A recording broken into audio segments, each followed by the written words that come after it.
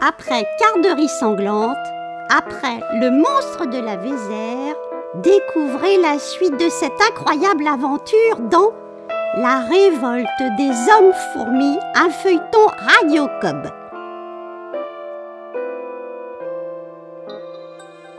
Je m'appelle Camille H. Je suis née au mois de décembre 1984. Lorsque ma mère a perdu les os, il neigeait sur la banlieue parisienne.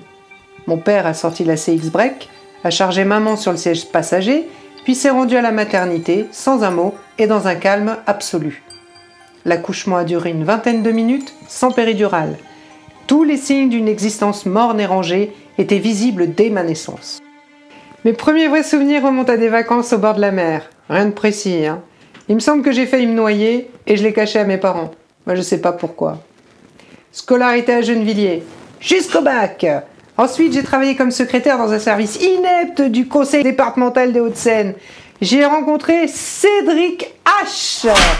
Et ce fut notre première expérience sexuelle, pour lui comme pour moi.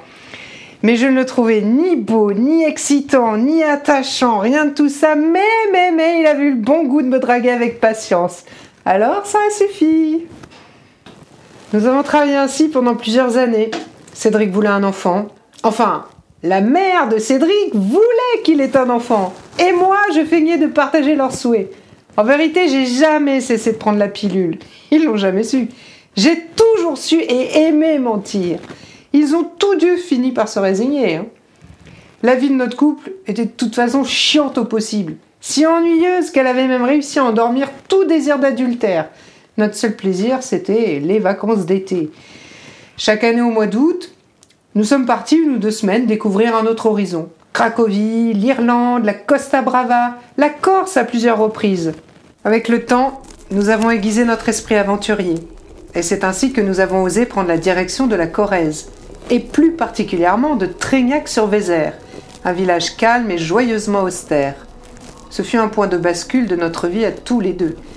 Lors d'une promenade sur la rive de la Vézère, nous découvrîmes le cadavre morcelé d'une très jolie jeune femme. Il fut rapidement établi que c'était celui d'une comédienne anglaise du nom de Pamela Gibson. Puis, nous trouvâmes un second cadavre, en tout point identique au premier, exception faite des mutilations qui différaient. L'extraordinaire concours de circonstances nécessaire pour que 2 mêmes individus trouvent un cadavre à quelques jours d'intervalle dépasse déjà l'entendement. Mais ce n'était pourtant que le début. Nous trouvâmes en effet une 3e Pamela Gibson démembrée. Nous aurions pu être les premiers suspects, mais les enquêteurs locaux, sans doute influencés par nos têtes de bons Français ennuyeux, nous fichèrent la paix. En dépit de ces signaux tragiques et macabres, nous nous aperçûmes assez vite que ce village exerçait sur nous un charme ensorcelant. Nous nous y sentions bien. Lors de ce premier séjour, nous assistâmes également à un étrange phénomène. Plusieurs Tréignacoises ont montré leur poitrine nue à quiconque les croisait, sans un mot, sans se concerter et sans plus de tralala que si elles remettaient leur chignon en place. Ce striptease incongru prit fin comme il avait débuté, sans crier gare. Je précise pour ma part, j'ai gardé mes seins bien rangés dans mon soutif. Après ce shoot de violente ruralité, la vie parisienne nous sembla bien vide de sens. Nous prîmes rapidement la décision de plier bagages et nous nous installâmes à Tréignac, dans une maison banale à l'entrée du bourg. Dès les premières semaines, il fut évident que notre couple aurait des difficultés à survivre, au silence, au grand air, aux soirées d'hiver. Notre amour battait de l'aile. À propos d'elle, de nouveaux faits divers secouèrent le village. Vaches et moutons se faisaient dévorer à un rythme effréné. Il s'avéra plus tard que le carnage était l'œuvre d'un canard géant. Oui, vous avez bien entendu, un canard géant avec de grandes dents acérées. Un jour, il a opéré en plein jour et il a bouffé tout cru le maire du village. Il faut dire que j'étais occupée à briguer le poste de première magistrate de la commune. À ma grande surprise, cela s'est déroulé facilement. En très peu de temps, j'ai réuni une liste de briques et de brocs et profité de l'incompétence crasse du maire sortant, celui-là même qui s'est fait croquer par le monstre de la Vézère. Depuis que j'ai pris mes fonctions, j'ai totalement cessé de mentir. Je sais que c'est contraire au processus habituel, mais la puissance du pouvoir a fait exploser tous les complexes qui me poussaient à raconter des mensonges. Dans mon village, sous ma mandature, le travail salarié est devenu illégal. Les peines encourues pour les contrevenants sont des cures d'oisiveté pouvant aller jusqu'à 3 mois.